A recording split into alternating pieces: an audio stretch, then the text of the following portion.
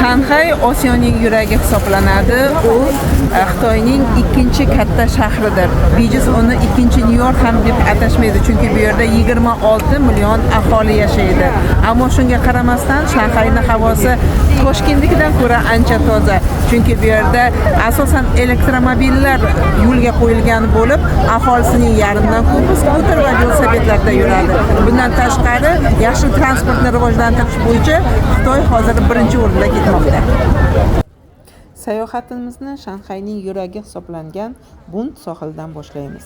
Daryo bo'ylab sayr qilar ekansiz, bir tomonda Yevropa uslubidagi 100 yillik binolar saf tortganini, ikkinchi tomonda esa bulutlarga bosh urib turgan ulkan osmono'par imoratlarni ko'rasiz.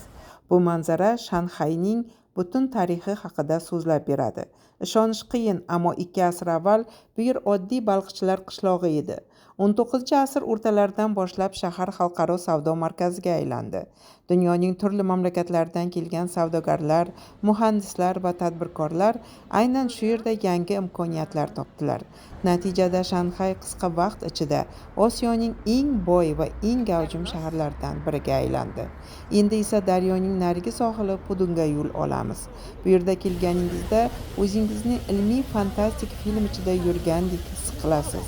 Osmon bilan bellashayotgan binolar, rang-barang yoritilgan ko'chalar va zamonaviy arxitektura har bir mehmonni hayratda qoldiradi. Mana bu yerda Shanxay minorasi qad ko'tarib turibdi. Balandligi 632 metr bo'lgan bu inshoot dunyodagi eng baland binolardan biri hisoblanadi. Uning yuqori qismiga chiqsangiz, butun megapolis kaftdek ko'rinadi.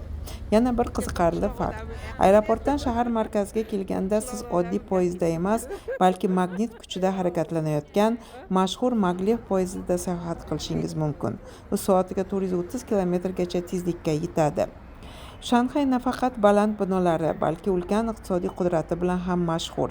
Bu yerda joylashgan Shanxay porti bir necha yillardan buyon konteyner yuk tashish hajmi bo'yicha dunyoda birinchi o'rinni saqlab kelmoqda. Har kuni minglab kemalar aynan shu yer orqali xalqaro savdoda ishtirok etadi. Ammo Shanxay faqat beton va shishadan iborat emas.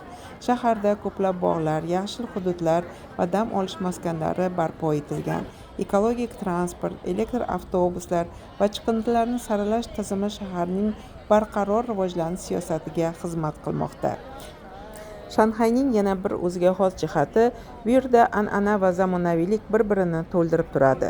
Bir ko'chada qadimiy ibodatxona yoki choyxonaga kirsangiz, orqasidagi ko'chada sun'iy intellekt bilan ishlaydigan kompaniyalar va zamonaviy biznes markazlarini uchratasiz. Bugun Shanxay 25 milliondan ortiq aholi yashaydigan moliya, texnologiya va innovatsiya turizm markaziga aylangan ulkan megapolisdir. Har yili millionlab sayyohlar aynan shu shaharni ko'rish uchun Xitoyga tashrif buyurishadi.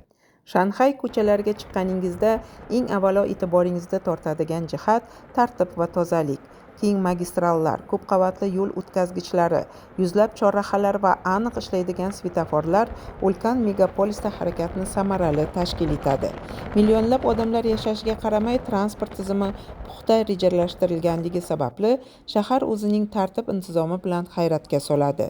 Yo'llarda mahalliy BYD, NIO, Zeekr kabi xitoylik brendlarning zamonaviy avtomobillarini ko'plab uchratish mumkin. Shu bilan birga Tesla kabi xalqaro kompaniyalarning elektromobillari ham keng tarqalgan.